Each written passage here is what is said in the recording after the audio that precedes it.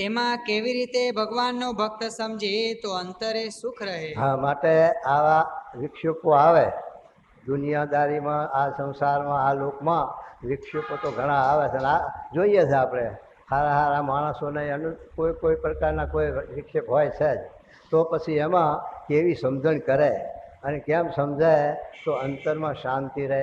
મહારાજ ગુણાતી સ્વામી બોલે છે કે વિક્ષેપ તો બધાને આવશે, જ્ઞાનીને આવશે, અજ્ઞાનીને આવશે. આ વ્યવહાર જ એવો છે કે જ્ઞાની હોય કે અજ્ઞાની હોય, વિક્ષેપ તો બધાને આવશે. પણ સમજણે કરીને અજ્ઞાની છે એ રડીને ભોગવશે અને જ્ઞાની છે એ હસીને ભોગવશે. કોઈનો દેહ અમર નથી. 80 વર્ષ થયા હોય ને વાંજિયાબાનો દીકરો પ્રગટ થયો હોય કેલૈયા કુંવર જેવો, અને એના વિશે આપણે કેટલી આત્મબુદ્ધિ હોય, પણ આપણે નથી રહેવાનું ને એ નથી રહેવાનું. આ લોક મૃત્યુ લોક છે. આ લોકમાં કોઈ વસ્તુ અમર નથી, અખંડ નથી, અવિનાશી નથી. બધી એના કાળનો આધીન છે. અને અવતાર થાય છે એ જોઈએ છે. અવતારે કોઈ બેહી ના જાય.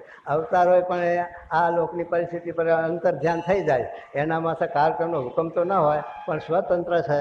પણ આ લોકની રીતે વર્તે ભગવાન કે મોટા પુરુષ. એટલે આ લોકમાં કોઈ કૃષ્ણ ભગવાન કે રામ કે પ્રગટ રહ્યા નહીં. શ્રીજી મહારાજા 50ની ઉંમરે જતા રહ્યા. માટે આ લોક ક્ષણિક છે, નાશવંત દુઃખરૂપ છે. માટે એ હરખ શોકની નદીઓ મોટી તેમ જાય તણારો. આ છે તે હરખ ને શોક આ લોકમાં બે રહેલું છે. ચિત્રકેતુને કરોડ સ્ત્રીઓ વચ્ચે વાંચ્યો હતો તે પથ્થરો લઈને માથું કૂટે, હાય દીકરા, હાય દીકરા. પછી એને નારદજીને અંગીરા સમજાવે છે, સમજતો નથી. પછી દીકરો આપે છે. પછી એ દીકરાને વાત કરે છે દીકરો કે હે ચિત્રકેતુ રાજા, તું મારી ત્યાં 7 વાર જન્મ લીધો, તું મારો 7 વાર દીકરો થયો, ત્યારે હું તારા ત્યાં 1 વાર આવ્યો છું. માટે આ કોઈનું છે નહીં. આ તો ઋણ સંબંધી ભેગા થયા. એકબીજાની લેણ દેણ પૂરી કરવા માટે મેળો ભેગો થાય. દીકરો થઈને આવે, દીકરી થઈને આવે, બાપ થઈને આવે, ઢોર થઈને આવે. એમ છે તે એકબીજાનું લેણું પૂરું કરવા માટે, લેણ દેણ પૂરી કરવા માટે આ મેળો ભેગો થાય, પંખી મેળો. અને પાછા લેણ દેણ પૂરી થાય એટલે હવના રસ્તે. કોઈનું કોઈ નથી. દીકરો એ પોતાનો નથી ને દીકરાને બાપે પોતાનો નથી. એ હવનું પ્રાર્થ લઈને આવ્યા છે. અને લેણું હોય તો લેણું પૂરું કરે, અને દેણું હોય તો દેણું. દીકરો જો લેણું આપવા આવ્યો હોય તો પાંચરી રીતે રસ્તા ચાલીને સારું કમાય, બાપની સેવા કરે, ચાકરી કરે. અને જો લેણું લેવા આવ્યો હોય તો બાપનું હોય એ લઈને જાય. પણ આ લેણ દેણ ઋણ સંબંધ છે. માટે એનો હરખશો કરવો એ આપણી અજ્ઞાનતા છે. એ હરખશો કરવાથી કોઈ વસ્તુ અવિસર થતી નથી. અને મહારાજે કહ્યું કે જો હે ચિત્રકેતુ રાજા, તું પથ્થરો લઈને માથું કૂટીને મરી જઈશ તોય પણ આ દીકરો પાછો આવશે. પર્વતભાઈ જતા હતા મહારાજની સેવામાં. મહારાજની ચિઠ્ઠી કાગળ હતો અને પર્વતભાઈનો દીકરો ઘેર માદો હતો. પછી પર્વતભાઈના નીકળ્યા પછી દેહ મૂક્યો દીકરાએ. પછી માણસ પાછળ ગયો, પર્વતભાઈ હવે પાછા વરો. દીકરા વળી ગયા કે હા, તો પછી હું પાછો આવું તો દીકરા પાછા આવશે. તો પછી એના અગ્નિ સંસ્કાર જે થતા એ કરી નાખવાનું. હું અહીં પાણી નહીં નાખીશ અને મને મહારાજની આજ્ઞા છે ને ચીઠી છે એટલે હું તો ત્યાં જાઉં છું. એમ કરીને પર્વતભાઈ ત્યાં ગયા, પાછા ન વર્યા હો. અને બીજાની સાથે ન રહે, બીજાનું હૈયું ઝાલ્યું ન રહે. કારણ કે આપણને આ છે તે દેહાત્મ બુદ્ધિ છે, એને લઈ અને આપણને એ હરખ શોખ થાય છે. બાકી છે તે એ હરખશોખ આ ફોકટ છે. આપણે ભગવાનને પ્રાર્થના થાય, ભગવાનની સ્તુતિ થાય કે આ જીવનો ભગવાન હે એને સદગતિ આપજો અને એનું સારું કરજો. એ આપણે પ્રાર્થના થાય. પણ રડે શું થાય કહો? એટલા માટે મહારાજ આપણા કે આ સંસાર ઊંટના બેણા વિક્ષેપ જરૂર આવશે. તો પછી એની અંદર આ છે તે જો જ્ઞાની હોય તો એ ભોગવે હસીને, અને અજ્ઞાન હોય તો રડીને ભોગવવું પડે. પણ ભોગવે છૂટજો એ કહે છે મહારાજ. પછી શ્રીજી મહારાજ બોલ્યા છે, એનો ઉત્તર તો જેમ અમને વર્તાય છે તેમ કહીએ છે. મહારાજ પોતે બોલે છે અમને જેમ જીવન, અમારા જીવનમાં જેમ વર્તાય છે એમ તમને વાત સમજાવીએ. હા, પોતાના દેહથી નોખો જે પોતાનો આત્મા. આ દેહથી નોખો જે આત્મા. આત્મા અને દેહ બેયની વ્યક્તિ મહારાજે બહુ સમજાવી. ગીતા વાંચજો. ગીતા જેને વાંચી હોય એને બીજો અધ્યાય સાંખનો અને એની અંદર 22મો શ્લોક પણ લખ્યો મહારાજે. અર્જુનને સમજાવે છે કૃષ્ણ ભગવાન કે અર્જુન, આ દેહ અને આ જીવની પરિસ્થિતિ કેવી છે? જીવ છે એ ચૈતન છે, નિરાકાર છે, અખંડ છે, અવિનાશી છે. એટલે એના માથે કાળકર્ણ માયા નથી. મારે કે આ જીવને અજ્ઞાન હોય તોય પણ કાળ એનો નાશ કરી શક્યો નથી, કર્મ બંધન કરી શક્યા નથી, માયા લીન કરી શકી નથી.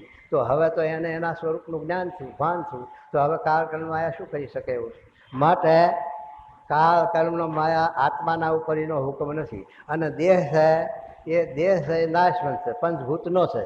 એટલે એના માટે આપણે ભુવા જાગરિયા, દોરા ધાગા, જંત્ર મંત્ર ગમે તેટલા ઉપચાર કરશું, લોઢાની કોઠીમાં દેહને પૂરશું, અથવા તો છે તે એના માટે મોટા મોટા ડાક્ટરો, સિવિલ સર્જન, વિલાયતના, અમેરિકાના છે તે જીવહંચર એવા મોટા ડાક્ટરો, છતાં પણ આ મુંબઈની અંદર ડાક્ટર એવા મોટા મોટા ડાક્ટરોએ કોઈ 100 વર્ષની આયુષ ભોગવીને ગયા ખરા?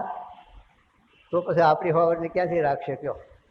તો આ પરિસ્થિતિ આ દેહની. તો આ દેહને માટે જે આપણે એને બચાવવા માટે, એને અમર કરવા માટે પ્રયત્ન કરીએ એ આપણું એ ભૂલ, એ મોટી.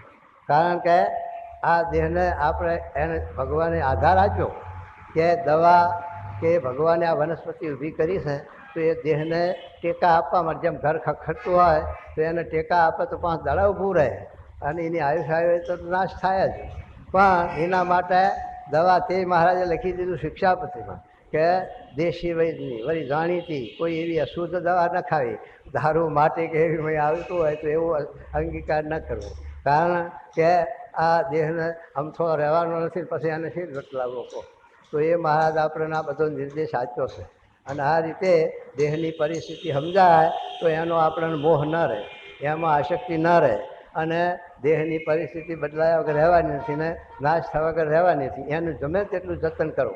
દેહને તમે 50 વર્ષ, 60 વર્ષ, 80 વર્ષ આ દેહને તમે જતન કરો, નવરાવો, ખવડાવો, સારું સારું પહેરાવો, સારું સારું ખવડાવો, અને એને ઊંનો વાયરો અડવા ન દો, એટલું એનું જતન કરો. પણ પછી તમે રસ્તામાં જતા હોય અને રજા માગે તો પછી તમે એને કહો કે ભાઈ તારી મેં 80 વર્ષ ચાકરી કરી અને તારી શુશ્રૂષા કરી, તો મારી મોહબત એક ઘડીક તો રાખશે ખરી? એ વિચાર કરો. બિરલા જેવા અબજોપતિ, કરોડોપતિ, આખા ભારતના સત્યનગર શેઠ કહેવાય, તે છતાં પણ આટલી સાહેબી, આટલો વૈભવ, પણ લંડનના બજાર વચ્ચે છે. સ્વામિનારાયણ છે મોહબત છે આપણી? આ દેહ આપણું છે, અને આપણું હોય તો મોહબત ના ભરે, ઘર સુધી ના પાકવા દે, છોકરાને ભલામણ ના કરવા દે કે નહીં. એ તો જ્યાં રજા માગી ત્યાં જાય સ્વામિના રસ્તામાં. આ માટે છે તે આ વિચાર કરી અને દેહની આસક્તિ, દેહનો મોહ મૂકી દઈ અને આત્મદ્રષ્ટિએ વર્તવું, એ મહારાજ નિર્દેશ આપે છે. તો શું કહે જુઓ, હું મરી દઉં છું એ અજ્ઞાન, હું અમર છું, અખંડ છું, અવિનાશી છું. આ તો એક ઘર બદલાય છે, દેહ બદલાય, લુગડું બદલાય છે, આ લુગડા બદલાય છે.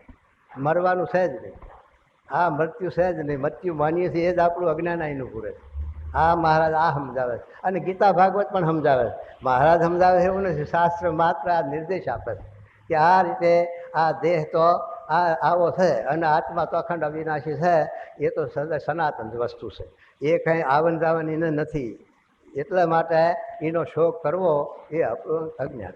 માટે આત્મદ્રષ્ટિ થાય તો શોક મટે, અને દેહ દ્રષ્ટિ હશે ત્યાં સુધી શોક રહેવાનો. તો એ કહે મહારાજ તથા માય કેવા જે પદાર્થ માત્ર તેના નાશવંતપણાનું જે અનુસંધાન. જો મહારાજ વાત કરે કે પદાર્થ માત્ર એ બધાનું નાશપણું છે. એ કોઈ વસ્તુ અખંડ અવિનાશી નથી. આવા કેલબાંચી છે તે પણ એનું કાળ, બ્રહ્માનો દિવસ પૂરો થાય એટલે હિમાલય તમારો ગિરનાર ને હિમાલય નથી રહેવાનો. એનું આયુષ ભલે કલ્પ સુધી છે, પણ કલ્પ થયા પછી એનો પણ પ્રલય, એનો પણ નાશ. તો પછી આવી બીજી વસ્તુ સામાન્ય તો ક્યાંથી રહી શકે? તો કલ્પની અંદર પછી બધા 10 લોકનો પ્રલય થાય છે, એટલે એમાં કોઈ રહેવા પામતું નથી. તો એ મહારાજ આપણને કહે શું કે જુઓ, તથા ભગવાનના મહાત્મા જ્ઞાનનું જે અનુસંધાન. આત્મજ્ઞાનનું અનુસંધાન, ભગવાનના અને આપણેના જ્ઞાન થવું જોઈએ. આત્માનું, પરમાત્માનું જ્ઞાન થાય એનું અનુસંધાન. અનુસંધાન એટલે શું કહે? આત્મા ભગવાન અખંડ અવિનાશ, ભગવાનની ઉત્પત્તિને લઈ નથી. એ તો આપણે આ લોકમાં એમ જાય કૃષ્ણ ભગવાન પ્રગટ થયા અને ભગવાન પાછા અંતર્ધ્યાન થઈ ગયા. એ તો મહારાજે વચનામૃતમાં લખ્યું છે. તો કથન માત્ર છે. જે કૃષ્ણ ભગવાનનો વસુદેવ દેવકી જન્મ છે તે કથન માત્ર છે, અને એ તો અજન્મા છે, અને એમને જન્મ મરણ નથી. તો આત્માને પણ એવું છે. આત્માને અજ્ઞાન છે ત્યાં સુધી એ મના છે. આત્મા પણ અખંડ અવિનાશી છે. સત્યાને વરતાલના 9માં લખ્યું હશે કે છે આ જે નામ રૂપના આકાર એ ક્ષણિક છે, અને જે આ ચૈતન આત્મા પરમાત્મા એ અખંડ છે, અવિનાશી છે, એનો કાળ નથી કોઈ દિવસ. તો એ મહારાજ આપણને વાત સમજાવે છે. શું કહે જુઓ. એ ત્રણે કરીને કોઈ વિક્ષેપ આડો આવતો નથી. તઈને કરીને કયા તૈણ? એક તો પોતાના દેહથી નોખો છે આત્મા રૂપે એનું નિરંતર અનુસંધાન, એનું નિરંતર અનુસંધાન, એક આત્માનું નિરંતર અનુસંધાન. બીજું માયિક એવા જે પદાર્થ માત્ર તેના આ નાશવંત માયિક આકાર માત્ર છે, અને માયિક પદાર્થ માત્ર. પૃથ્વી, જળ, તેજ, વાયુ, આકાશ એ બધાની વાત. આ બધાનો નાશવંત છે, ક્ષણિક છે, અખંડ નથી, અવિનાશી નથી. અને પરમાત્માનું મહાત્મ જ્ઞાન. આ ત્રણ વસ્તુ લખી. આત્મા પરમાત્માનું જ્ઞાન અને આ જગતનું નાશવંતપણાનું જ્ઞાન. આ જો ત્રણ આપણને જીવમાં ડર થાય તો આપણને કોઈ વિક્ષેપ આપણને વિઘ્ન નહીં કરે, આવરણ નહીં કરે, દુઃખ નહીં કરે વિક્ષેપ, અને આપણને ક્ષોભ નહીં થાય. એ જો આ ત્રણ વાતની સમજણ જીવમાં થશે, આત્મા પરમાત્માની ના જગતના નાશવંતપણાની, તો પછી એ વિક્ષેપ નડશે નહીં. તો શેખ મહારાજ કહે. અને જ્યારે કોઈક જાતનો વિક્ષેપનો યોગ આવે હા, ત્યારે ઉપરથી તો ચિત્તનો ધર્મ છે તે વિક્ષેપ જેવું જણાય, પણ તે વિક્ષેપનો પોતાના ચૈતન્યમાં તો દંશ બેસતો નથી. આ વિક્ષેપનો દંશ એનો દુઃખ થતું નથી. એનો આપણને વિક્ષેપ દેખાય છતાં પણ એનું દુઃખ થતું નથી. એના આવા આપણા જીવનમાં એની દળતા નથી થતી. એ છે તે જનક રાજા જેવા અને અમરીશ રાજા જેવા અને એવા મહાન પુરુષો થઈ ગયા. એમને રાજ હતા એટલે રાજમાં વિક્ષેપ નહીં આવતો હોય.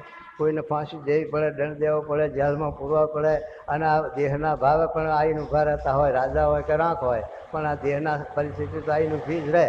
હા, તો એ છે તે આવા વિક્ષેપ થતા હોય, પણ તે છતાં એમને આ જ્ઞાની કરીને એ વિક્ષેપ છે તે ક્ષોભ કરતા નથી, દુઃખ થતું નથી, વિકાર થતા નથી, અને એને રહીને શાંતિ રહેશે અને સુખ રહેશે. એટલે એ મહારાજ સમજાવે. આપણને મહાન પુરુષોનું જોઈએ. જોગી મહારાજને 10 દિવસ સુધી આ શરીરની પરિસ્થિતિ એવી થઈ તો આપણને જોયું ના જાય, આપણને દુઃખ થાય. પણ છે તે એવા મહાન પુરુષ એ આત્મા રૂપે વર્તવાથી એમાં છે તે દુઃખ નથી થતું. એમને છે તે આત્મામાં દુઃખ નથી થતું. કે આ દેહનો ધર્મ છે, એ દેહના ધર્મ પ્રમાણે દેહનું પરિસ્થિતિ થવાની જ છે. તો એ મહારાજ આ કંઈ જો વાતની આપણને જીવમાં ડરતા થાય તો આ વિક્ષેપો આપણને આવરણ કરે નહીં. અહીંથી આપણે અમેરિકા, લંડન જવું છે, પગ રસ્તે ચાલીએ તો કેટલા વિક્ષેપ આવે. તો નદી, નાળા, ડુંગરા, પશુ પક્ષી, જનાવર, કેટલું આવરણ આવે. ફોક્યા તો ફોક્યા, નકર વચમાં ખપી જઈએ. અને વળી તો એના કરતાં પછી આ વાહન લઈને ગાડું અને એવું સાયકલ મોટર લઈને જઈએ તો કેટલા વિક્ષેપ આવે. અને આ પેલું ઉડસ ઉપર હું કરતું જાય અહીંથી અમેરિકા ઠેઠ, એને કેટલા વિક્ષેપ આવે એ વિચાર કરો. અને એ વિક્ષેપ આવે તો હતોડું જાય. એનો વિક્ષેપ આવે નહીં, એને આવે તો જ્યાં સ્વામિનારાયણ છેલ્લો જન્મ એમ. તો એ મહારાજ કહે છે એમ આએ આપણને ભગવાનના ધામમાં તો તારા વિક્ષેપ આવે, પણ આપણે આ પ્લેનમાં બેઠા. ભગવાન સત્પુરુષનો આ મહિમા, આત્માનું જ્ઞાન, એ આપણે આ પ્લેનમાં બેઠા તે આ આડા વિક્ષેપ કોઈ આવશે નહીં. ના આવશે તોય પણ એ વિક્ષેપો નડશે નહીં. તો એ કહે મહારાજ સાંભળો.